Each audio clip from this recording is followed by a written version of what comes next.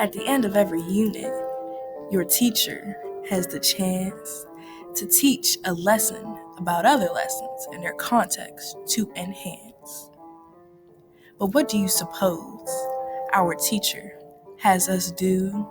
He skips the lesson and makes us present a digital LEQ. LEQtion needs historical evidence, reasoning that can corroborate and advance. A complex thesis that Dr. John P. Irish would admire. Then we drop this screencast like a single that is fire. Student created screencasts for you to like, subscribe, and share. We know you've had all the John Green and Steve Himmler you can bear. If we have the most views by 10 p.m. Eastern on the 5th day, we earn 500 bonus points, which virtually guarantees an A. Without much more fanfare or idea, we present our digital LEQ.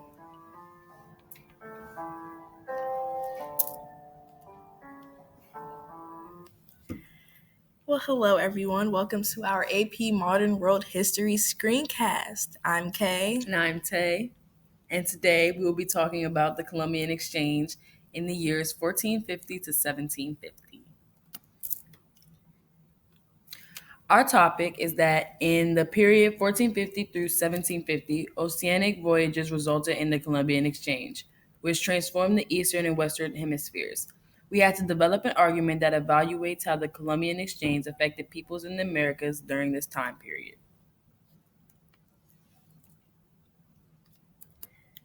So throughout this screencast, we have a big idea that we want you all to think about. The big idea is that why was the Columbian Exchange so important? Towards the end of the screencast, we will present the big idea back to you all, and you, hopefully, with all the information that we present, you will gain the knowledge to answer this question.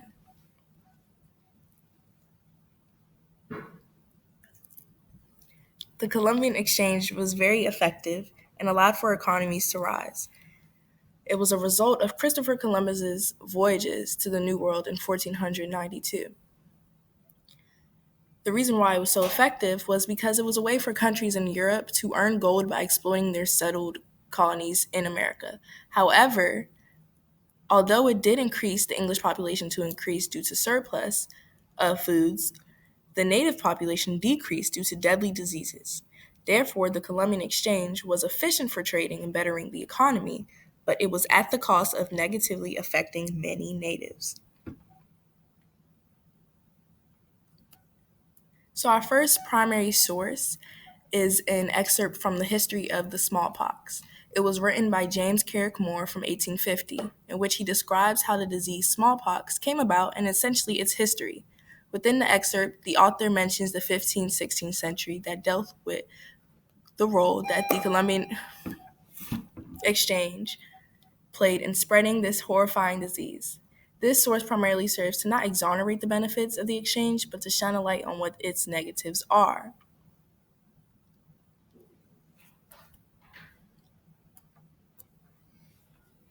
For our second primary source, there is a picture of African captives being transferred to ships along the slave coast for the transatlantic slave trade.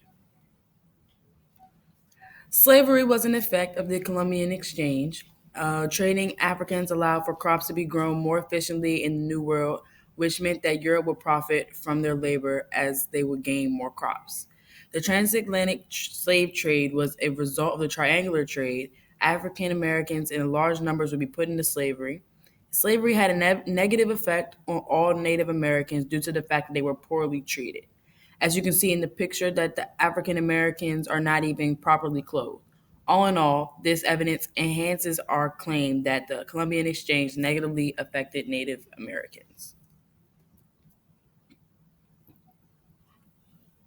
For historical evidence number 3 is a picture of Claude Lorraine, a seaport at the height of mercantilism. Mercantilism was used throughout the Columbian exchange, and as a result, England became a very wealthy country. They highly profited from their American colonies by selling goods back to them for higher prices. Our next historical evidence was used as a secondary source, and the significance of this source is to identify what was mainly traded between the Americas and between Europe, Africa, and Asia. The map serves as a visual representation of the Columbian Exchange in its entirety. As you can see, the diseases that were supposedly traded were only brought from Europe, Asia, and Africa, as opposed to the beneficial goods that the Americas brought. This also relates back to our thesis by proving that the natives were overall negatively impacted by the Columbian Exchange.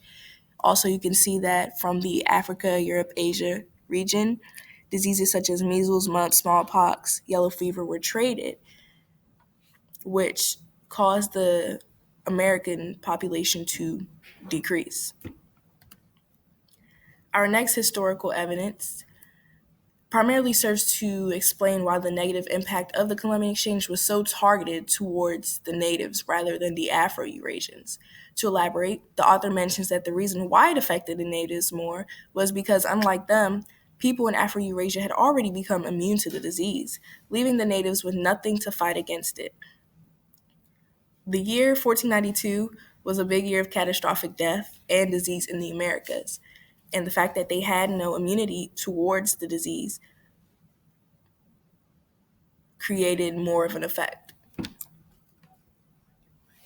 And for our themes in AP Modern World History, there are many of them. However, we feel as though theme number 1 and theme number 3 fit our project. For theme number 1, it's humans and the environment. The environment shapes human societies, and as the population grows and changes, these population mold with the environment.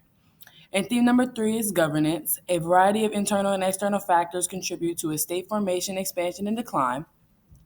Governments maintain order through a variety of administrative institutions, policies, and procedures, and governments obtain, retain, and exercise power in different ways and for different purposes.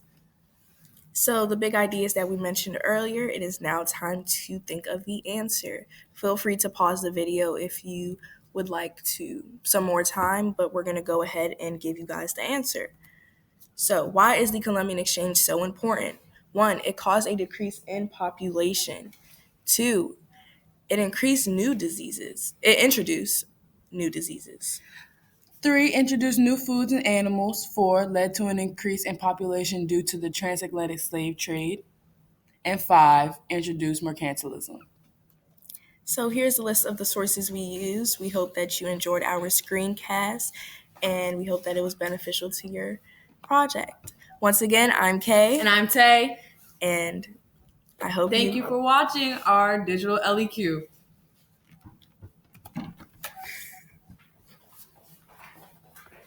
Sorry, Shawty. Have a good luck.